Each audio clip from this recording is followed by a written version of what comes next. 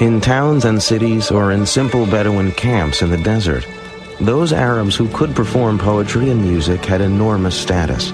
Now, as Muhammad chanted the verses of the Quran, the words became music as he touched a deeply spiritual nerve in his listeners.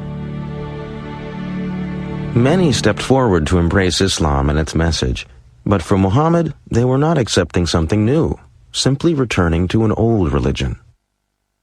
In many ways, the Prophet was calling people back to the one true faith, to the faith of Abraham, and back to the one true God, not to a new God, but it was to the one true God whose revelation had gone to Adam, Abraham, Moses, and Jesus. And therefore, Muhammad, in every sense of the term, is a reformer.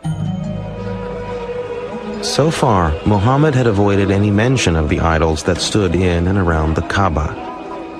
Now he announced that the Quraysh would have to stop worshipping all other gods. He demanded a radical new expression of faith. The words began. He is Allah, the one and only. Allah, the eternal, absolute. He begetteth not, nor is he begotten. And there is none like unto him. There could be no greater loyalty than to God, not to any tribal deity, not to some traditional idol, not even to the tribe. This mild-mannered merchant was now demanding Arabs forsake the gods of their ancestors. Their real identity was rooted in their family and clan and kin connections, because it was that gave them a position in the world.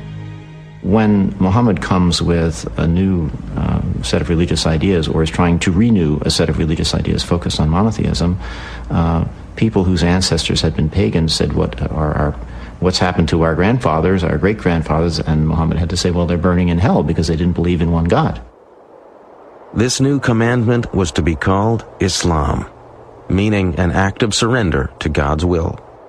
For some, initially, they could simply dismiss the Prophet, since this was so out of whack with the society, as somebody who was out of his mind, as somebody who was deluded. But as he began to develop this seminal community, and as the Prophet, given his conviction, was so public in preaching this message, then more and more of this was taken by the Quraysh establishment as a direct threat. The new message of Islam now ripped the fabric of the Quraysh community. Soon, like Jesus before him, Muhammad's ministry was turning father against son, family against family. The establishment certainly feared that a man who claimed to be receiving special messages from Allah, the high god of the Arabian pantheon, would soon demand greater political powers. The most powerful Quraysh leaders turned on Muhammad and his followers. Muslims were tortured. Some were whipped, others staked for days in the fierce Arabian sun. Muhammad himself endured the fury of his neighbors, who hurled dirt and insults at him in the streets. For 2 years, Quraysh leaders placed a ban on intermarriage and trade with any followers of Islam. No one was allowed to sell them food. The agony of this period increased when Khadija died in 619. When his uncle died not long after, he lost his protector, and it became clear that Muhammad's life was in real danger. His wife is dead, his uncle is dead. Although he has followers, many of them are being tortured, imprisoned, persecuted. He is powerless to help many of those that he loves, and many of those that have believed in him. It is in this devastating time, as Muhammad came to the end of his resources, that he had his greatest mystical experience. On a night in 620, Muhammad was again awakened by the angel Gabriel. The angel presented him with a winged horse-like creature that flew the prophet through the night sky to Jerusalem. There he was greeted by Abraham, Moses, Jesus, and all the other prophets. At last, the creature took him higher and higher beyond earthly space and time. Muhammad departed his physical body, and his spirit at last stood at the summit of the universe. His celestial journey to Jerusalem suggested to Muhammad that he was entering into a new phase of his service to God and Islam. He now also understood that he could no longer remain in Mecca.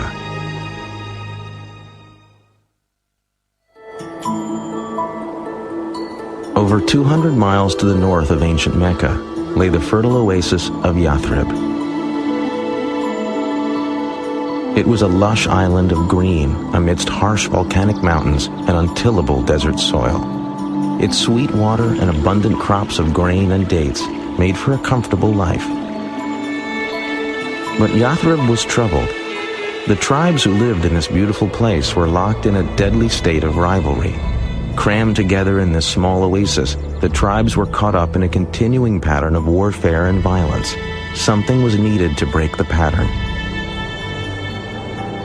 In the same year he had made his mystical night flight to Jerusalem, Muhammad met 6 pilgrims from Yathrib, making the annual pilgrimage, or Hajj, to the Kaaba in Mecca.